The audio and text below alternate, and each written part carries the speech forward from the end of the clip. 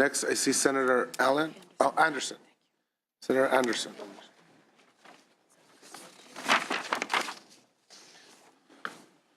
Senator Anderson, you have two items, SB 120 and SB 759. My understanding is you're waiving presentation on SB 759. I am. Perfect. So let's hear SB 120. SB 120 is an important piece of legislation to help protect our communities by assisting our firefighters and other first responders. These first responders are on the front lines ensuring public safety in our communities. Their efforts are funded with the tax dollars of hardworking families, and these taxpayers rightly expect their money to be used directly for public safety. Currently, a significant portion of these tax dollars are tied up paying sales taxes for emergency response vehicles. New fire engines can cost in excess of $600,000. State and local taxes can add an additional $50,000 per vehicle, all paid for by the taxpayers. Current law does, however, exempt first responders from paying property taxes and vehicle registration taxes, instead allowing these taxes to be utilized for vital services to help local communities.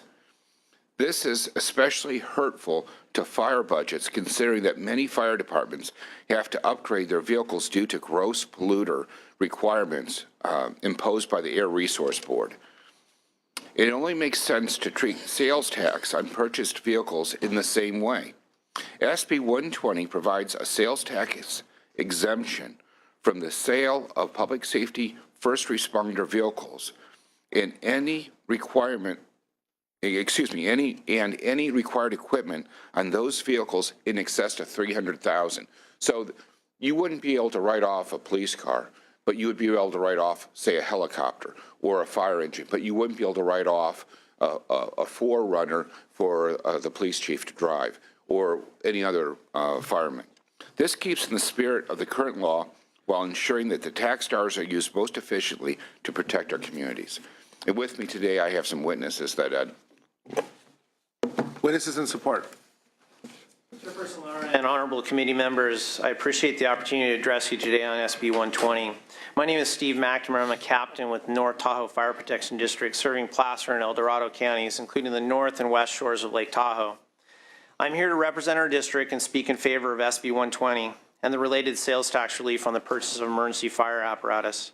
With the previous support of the California State Firefighters Association and Fire Districts of California, I would also add that I'm addressing improvement in emergency services delivery throughout the state of California. Our fire protection district serves a resident population of 22,000, which swells to over 150,000 during peak periods of visitations. We have 8 stations with 44 firefighters, and we respond on approximately 2,200 emergency calls a year. We currently operate 8 first-line fire engines, the newest being a 2003 and our oldest being a 1985. The majority of our fire apparatus are in excess of 20 years old. We are currently attempting to replace our fleet to meet national standards and ensure our staff is ready to respond to emergencies in our district and in outlying mutual aid areas. Our fire apparatus also frequently respond to master mutual aid requests to Southern and Northern California for wildland fires and disasters. Due to reduced tax revenues resulting from the 2007 recession, we are struggling to update our fleet. The high cost of specialized firefighting apparatus and the added burden of paying sales tax are slowing the process. The sales tax implications are impacting our replacement by 7.5% on every purchase. We've recently applied for CARB reduction in emissions programs to eliminate our gross polluting fire engines that are relatively old. And we did receive those applications recently back, and we're only looking at possibly 2% of the total cost of the apparatus being actually funded. So we have done, our attempts there on that side. We are currently scheduled to take delivery of 2 new fire engines with a combined price of nearly $1 million. We are paying in excess of $70,000 in sales tax on this purchase. I believe our district is a poster child for the benefits that could be met with SB 120. Many fire agencies in your districts may be volunteer-based with a reduced budget and may benefit even greater than our own fire district. The engines that we just purchased were actually purchased at the exact same time with our sister agency in Nevada. North Lake Tahoe Fire Protection District. They did not pay any sales tax in Nevada whatsoever on those apparatus. Many fire districts also utilize the FEMA Fire Act grant. Unfortunately, when agencies also have to fund sales tax, sometimes it's difficult to even accept the grant due to the increased cost. SB 120 has not been advanced to your committee without previous sales tax exemptions. Current state law allows numerous exemptions to the California Taxation and Revenue Code when it comes to sales tax. Some examples of exempt agencies' products or services are racehorse breeding stock, chicken feed, poultry litter, publicly funded art projects, telephone lines, Buddy Poppy lapel pins, and high school yearbooks. It is our request that the delivery of emergency services be considered in a competing category to these previous exemptions. Please consider SB 120 as a matter of public safety. We're entering a fire season with precarious vulnerability with a 7.5 sales tax percentage handicap on the purchase of fire apparatus. Please consider this legislative action as a way to protect the citizens of your districts and the state of California. Thank you. Thank you. Additional witnesses in support. Richard Pierce, Fire Chief, Tiburon Fire Protection District, and President of the Fire Districts Association of California. Mr. McNamara's comments were exactly on target. I will keep my comments brief. With the cost of fire apparatus anywhere from $500 to $1 million, these numbers add up very quickly, and they actually defer some of the purchase costs for many agencies who can't afford that. We appreciate your support, and also recognize that, again, on the cusp of another extreme fire season, this is another issue that we need to consider these built-in safety and performance measures for this new fire apparatus. Thank you. Thank you. Go ahead. Good morning. Jimmy McDonald with the California. Good morning. Jimmy McDonald with the California Special Districts Association in support. Thank you. Additional witnesses in support of this item. Witnesses in opposition, please come forward. Comments or questions from committee?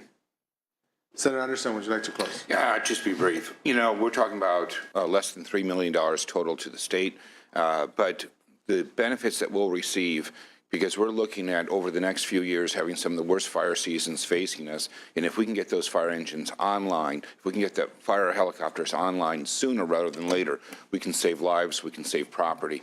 The dividends that we'll reap from it are much greater. Plus, many of these fire departments are also working feverishly to meet all the Air Resource Board recommendations, and they have explored every avenue, and this is the last avenue, and with your support, I hope at the appropriate time you can vote for it. Thank you, Senator Anderson. Without objection, we will move this bill to the suspense file. Thank you. Senator Allen.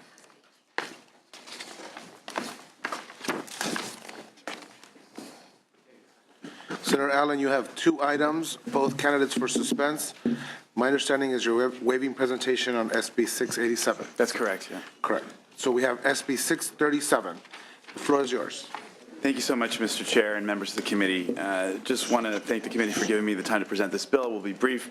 SB 637 seeks to address a recent court ruling which found that California's regulatory program for suction dredge mining violated the Federal Supremacy Clause and the 1872 Mining Act because our State Department of Fish and Wildlife does not have the authority to fully mitigate all of the environmental impacts that were directed by the legislature, and thus could not issue permits and lift the moratorium on suction dredge mining that we've had in place since 2009. So this bill seeks to respond to this recent court ruling by empowering the State Water Resources Control Board to use its regulatory powers under the Federal Clean Water Act to address the water quality issues associated with suction dredge mining.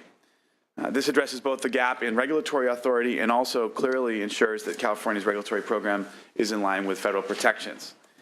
So when the department first issued its environmental impact report on suction dredge mining regulations in 2012, the department recognized that it did not have the authority to regulate impacts to public health, water quality, or cultural sites, thus could not issue permits that guaranteed these protections, despite the legislature's requirement that it do so. They made the point at the time that other agencies, such as the State Water Resources Control Board, have jurisdiction over these impacts.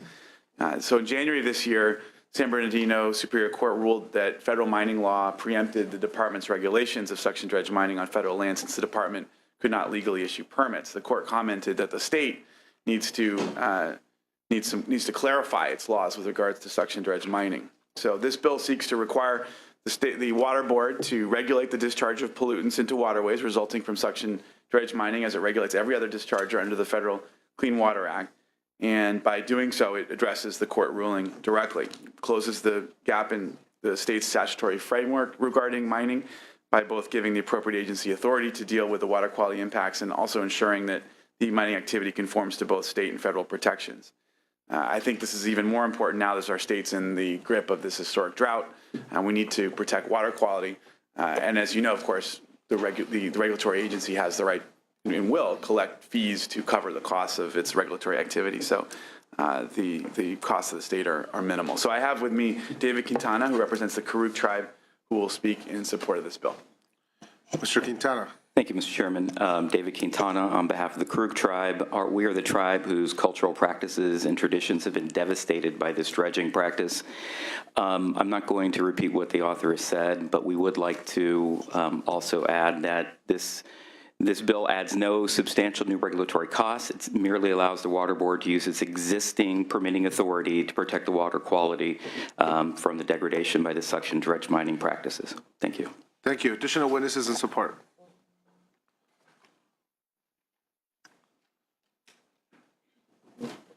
Kyle Jones with Sierra Club California in support.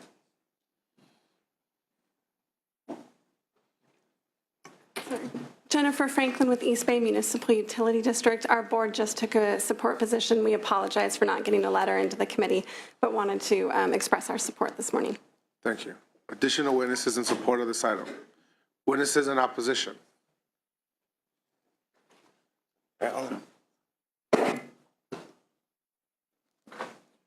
Excuse me. Go ahead. Good morning. I'm Dale Meyer. I'm representing the assembled miners group that is made up of miners, mining group members from all the western states fighting for mining rights and access rights. I'm currently the communication officer for East Bay Prospectors in Concord, California. And I've been a small-scale miner since 1984.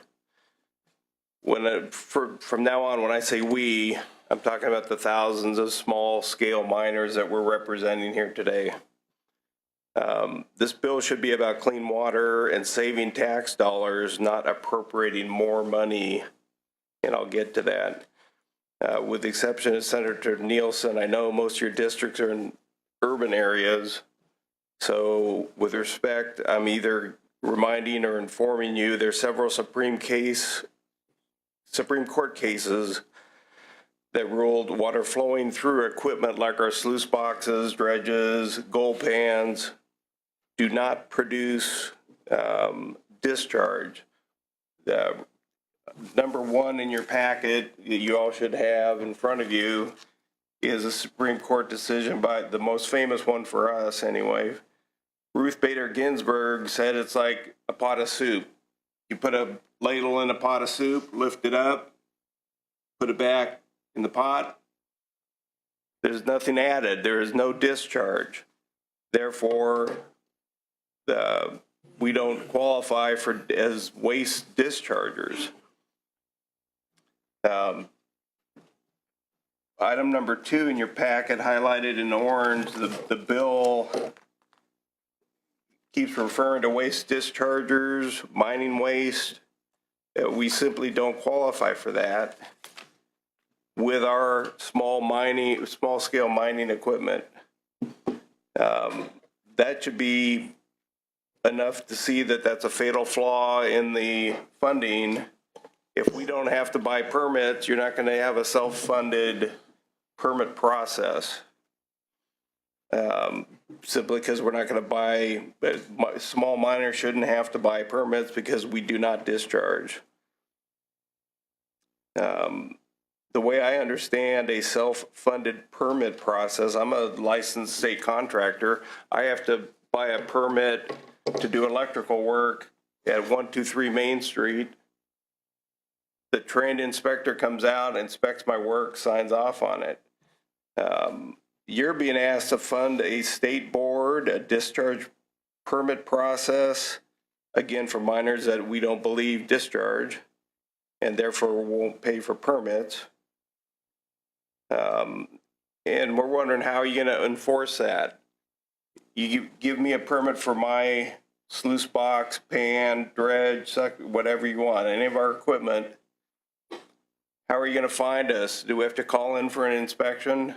No, you're going to need law enforcement. I mean, there's nothing in this bill that explains how you're going to enforce this permit process. That's a wide open question, similar to the Marine Life Protection Act.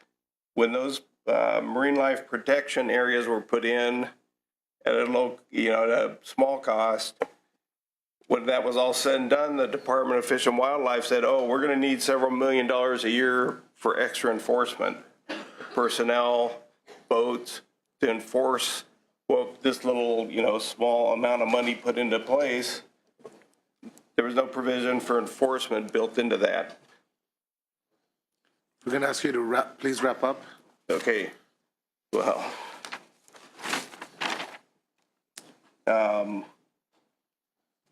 if you look at, it's number 2 on your packet,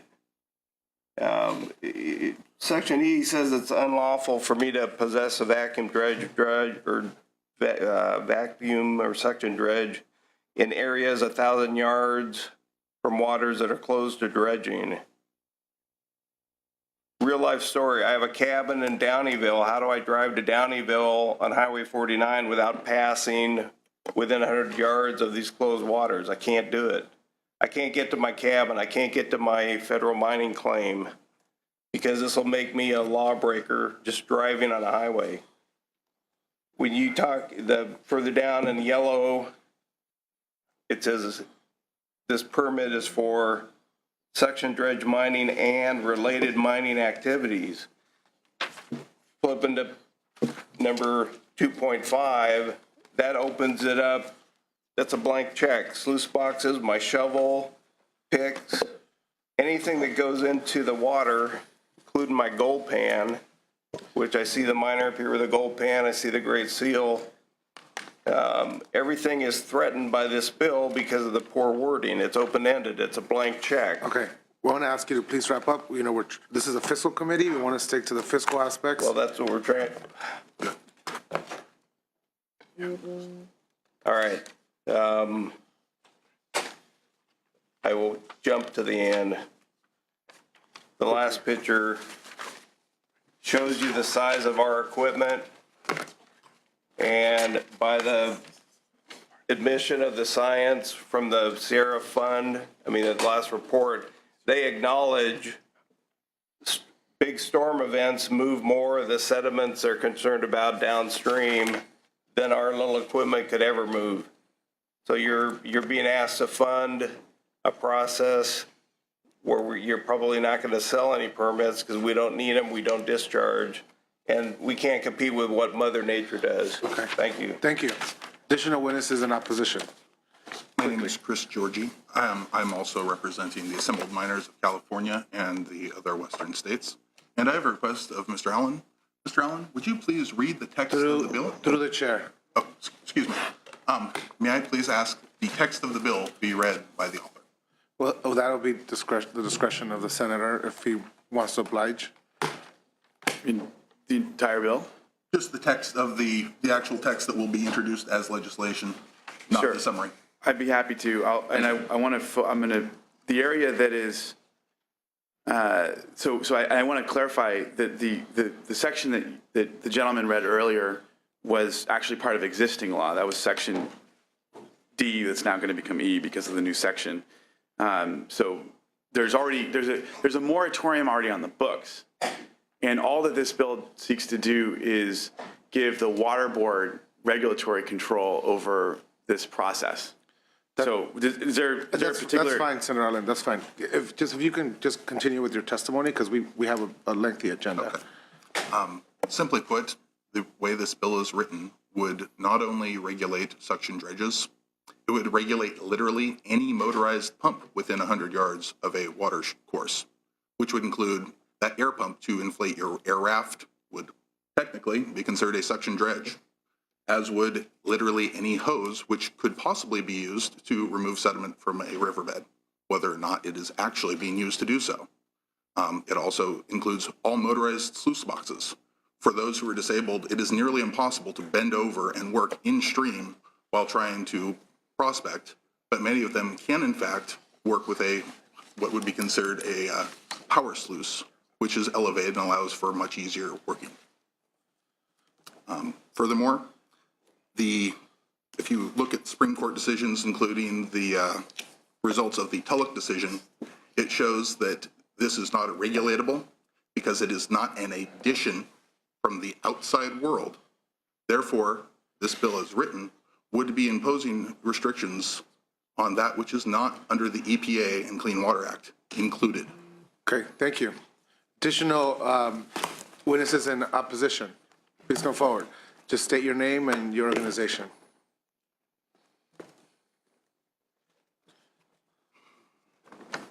Kerry, the 49ers. I've done a lot of mining in the last 5 years, and I found when you're talking about waste, I found a lot of liquid mercury in the rivers, a lot of it, and it's very toxic and extremely poisonous and dangerous to humans, wildlife, etc.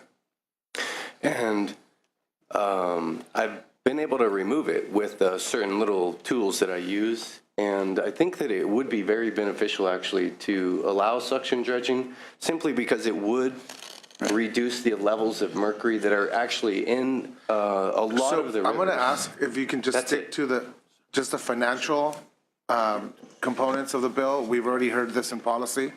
I want to be, deferential. I know some of you folks haven't been through this process before, but if you can just stick to the financial arguments of the bill, please. Go ahead. All right. My name is Brett Ketchum. I've been a dredger for 37 years. I've been in the aggregate business for 25 years, and this bill is written poorly, and it affects the small miners and the people who rely on it to get the gold for money because they need that to subsidize their income from Social Security or whatever. Thank you. I oppose this bill. Thank you. Go ahead. Gary Shaver, representing Pioneer Mining Association and Bear River Tours.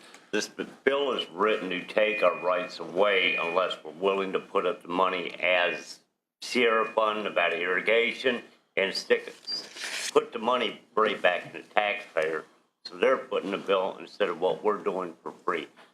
I oppose the bill as it is written. Thank you. Additional comments and witnesses in opposition. Go ahead. Robert Cutting. I'm with 3 different corporations that are gold mining corporations, and I oppose the bill. And the reason I oppose it is that as the bill is written right now, I can't even use a vacuum cleaner to clean out a crack or crevice to get any gold. And anybody that does any gold mining knows that the gold is heavy and it settles down in these cracks and everything. So you can only go so far with a knife or whatever to get the gold out, and you really need to be able to suction that out. And what's happened is I go out and try to get gold with a sluice box or a pan or something like that, and I don't get enough for gas money. And so thus I don't go out and gold pan as much. And the towns are suffering in the area due to the fact that people just aren't going out there anymore. Gas stations are closing down, campgrounds are having problems. So there is a financial burden on the area. Thank you. Additional witnesses in opposition. I'm Randy Harrelson from Granite Bay. We're not mining water, so the thing about the drought, I'm not sure what the point of that is, but if you read down to the bottom of the bill, it bans everything that has to do with mining, mining machines, mining equipment. And the only productive way to get gold is with a dredge. I've been dredging since '87 till 2009. Fish and Game has always sold permits. It would just go up $2 a year. You go in, it's just a single piece of paper with some writing on it. You put your serial number that is on your dredge, on that piece of paper, and you gave them $42 and it was over. So that's all I've got to say. Thank you. This bill should have been killed back in January, just lit on fire. Thank That's you. all I got to say. Go ahead. Hi, Rick Eddy, Director for the Western Mining Alliance. This bill has just got language in it that not only damages miners, but even recreationalists and needs to be reworded. And I do believe that there is going to be a lot of extra costs if this bill goes through. Thank you. We oppose. Thank you. Additional witnesses in opposition of the bill. Comments or questions from committee? Senator Nielsen. Mr. Chairman, I have great respect for the author. He is a fair man and a hardworking man, and I've always seen him looking for the good of the state. I will argue that in this particular bill, though, I think it is problematic, and there is a huge economic impact. We have got to take into account the economic impact of this industry. And I think we should also respect the history of this industry, which has made this state great. The gold was put on the dome by the gold mining industry, and the state really got made by the entrepreneurial spirit and the courage of miners who came here to this state to settle. And I would argue that law is long settled in this area, and the opportunities of federal preemption of state law is clear. I understand the miners are willing to accept broader statewide basin permits to be helpful to elevate the care and safety. They make a good point about the removal of mercury, and they're willing to work on that, and they have been for several years. I've been dealing with this issue since 2008, and I'm sure it was around well before then. I believe it's going to be far too punitive on a small industry in the state of California, but a historic industry that it should be respected. And there are longer-term possibilities here. Stream bed clearing is a big deal in small streams as well as our rivers. Huge issue, and I've dealt with it my whole life. And dredging is a useful technique. I argue we must not be hasty because the economic impact can be indeed the state treasury significantly. Thank you, Senator Nielsen. Additional comments or questions from committee? Seeing none, Senator Allen, would you like to close? Well, thank you, members. And I just want to I don't disagree with anything that Senator Nielsen just said. And I guess, except to say that all this bill seeks to do is give the Water Board regulatory authority over this activity. It's not a ban.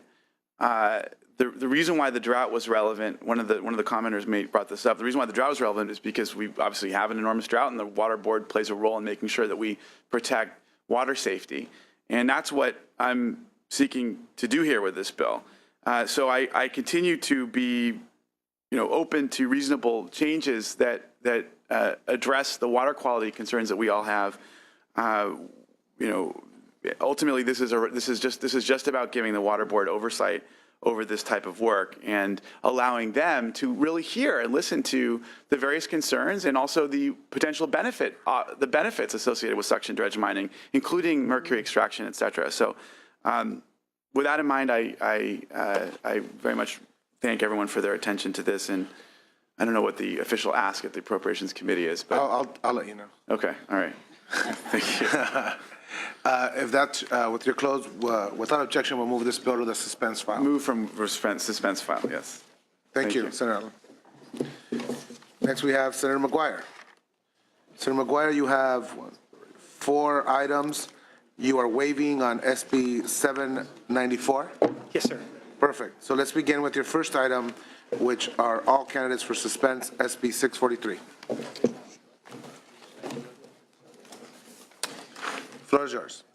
Thank you so much. Good morning, Mr. Chair and members. Hope everyone had a wonderful weekend.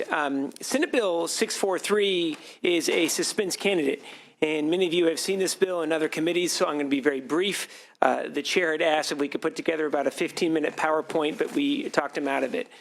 Simply put, the legislation would establish a long overdue licensing and regulatory framework for the cultivation, processing, manufacturing, testing, transportation, prescription, and sale of medical marijuana. Since the voters originally passed Prop 215 in 1996, medical marijuana consumption has exploded both here in the Golden State and, of course, across the nation. Aside from local zoning regulations, this legal multi-billion-dollar industry is virtually unregulated here in California. And for 2 decades now, we have allowed the industry to grow, for the most part, unchecked, putting our communities, our environment, and the public's health in jeopardy. And the industry itself has unnecessarily put into shadowy disarray.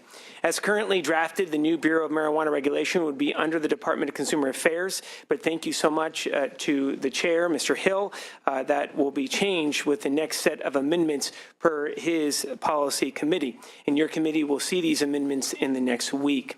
Your committee analysis does a thorough job of detailing the initial and ongoing expenses for the state, and our bill will continue to make it clear that all expenses, both state and local, will and should be eligible for complete cost recovery, which is one of the reasons why we're bringing forward this legislation. In fact, this is a very important part of our bill, and with the current level of medical marijuana activity in the state, we believe it is clear that there will be enough applications that cover the costs of the regulatory programs. In closing, the regulations and programs contained in this bill are nearly 2 decades overdue, and I look forward to working with you, Mr. Chair, and the committee with this bill as it remains on suspense. Thank you. Witnesses in support, please come forward.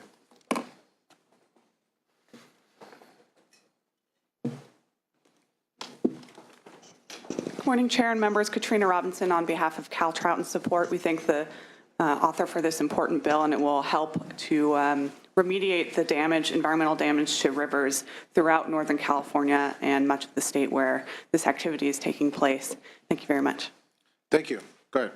Good morning. My name is Don Duncan, the California Director of Americans for Safe Access. Our position is support if amended, and we're very much looking forward to seeing this bill move forward to keep working on it. Thank you. Thank you. Additional witnesses in support. Witnesses in opposition. Seeing none, comments or questions from committee? Seeing none, Senator McGuire, would you like to close on this item? Would respectfully ask to continue the conversation. Thank you. Thank you. Without objection, we move this bill to the suspense file. Your next item is SB 747. Thank you so much, Mr. Chair. I recognize that Senate Bill 747 is a suspense candidate and is going to be grounded and not ready for takeoff today. But briefly, Senate Bill 747, we've had an incredible pun in every committee. It's really exciting. Briefly, Senate Bill 747, the Local Airport Investment and Improvement Act, will take locally generated aviation tax revenues that have been historically diverted by the state and distribute that money back to local airports, as it's always been, that are in desperate need of additional resources. In November of last year, the FAA issued a mandate to the state of California, which enforced a long-existing requirement that airport-related revenues, aviation-related fuel taxes, must remain with the airports for aeronautical purposes. State and local taxes on aviation fuel are subject to the FAA's rules on airport revenue use requirements, specifically for the sale, use, purchase, or storage of aviation fuel. While the FAA is allowing a 3-year transition period for states to achieve compliance, California only has until December of 2015 to submit a mandatory proposal to the FAA for how it plans to come into conformity with their directive. We recently convened a working group meeting with stakeholders, the Department of Finance, Caltrans, Senate Budget Committee, Board of Equalization, Senate Transportation, and Governance and Finance Committees, and it is clear there is no current plan in place with the exception of this legislation, which is why we're bringing forward this bill. This bill would satisfy the demands of the federal government and redirect the locally generated funds to the airports of origin. In addition, the FAA has also required that the state of California work with aeronautical stakeholders, which we're doing. We've been working directly with the Airports Council, individual large commercial airports, the California Pilots Association, Aircraft Owners and Pilots Association, and individual general aviation airports, just to name a few. The analysis raises questions about if this bill is consistent with the FAA mandate. We do know it is, based on previous FAA rulings that stated any action by the state legislature to impose a sales tax on aviation fuel sold on an airport land to use the proceeds derived from the tax to support non-aviation activities would be inconsistent with federal law. This is exactly what has been happening as the state has taken those locally generated funds and depositing them into the state's general fund. I'm committed to continue to work with the administration and appreciate their work, stakeholders, agencies, the legislature, and this committee, and of course the distinguished chair, while this bill is on suspense to ensure that California is able to work towards conformity with the mandate, as passage of this legislation is essential to continue to build the framework required by December of this year. This bill has no immediate cost implications to the state. However, we must continue to work together to understand the full implications that the state is set to experience if those impacts the general fund will be a minimum of $30 million or as high as $40 million per year returned back to locals. Again, this legislation, consistent with federal mandate, allows the state a 3-year grace period to prepare for the return of those local funds to local sources. We're in year 1 of 3 this year. At no time will funds be given retroactively, only going forward. Thank you so much, Mr. Chair.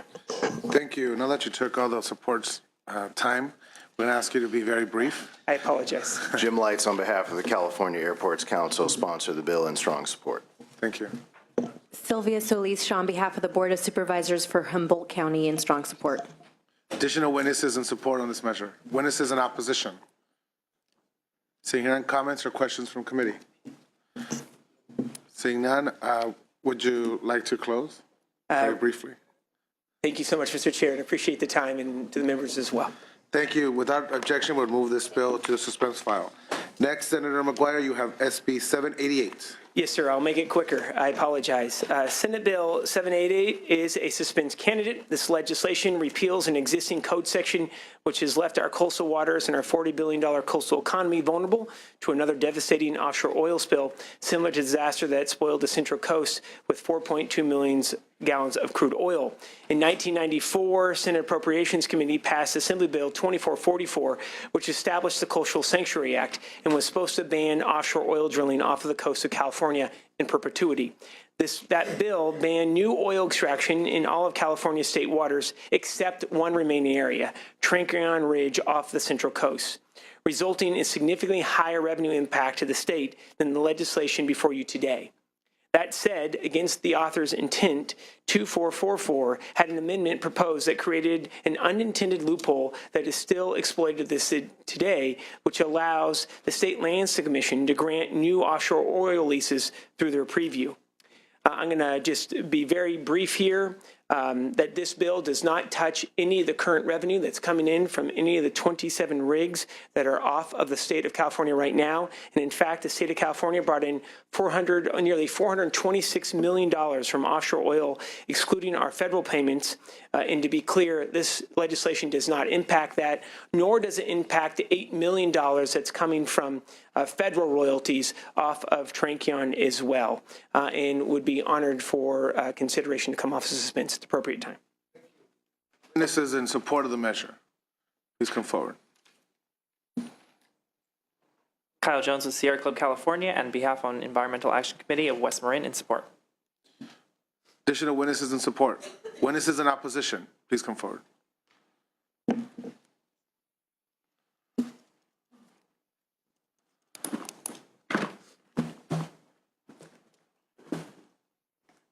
Good morning, Mr. Chairman and members. P. Anthony Thomas, representing the California Independent Petroleum Association in opposition to SB 788. Members, this bill in particular is financially with deference to the author as well as the supporters.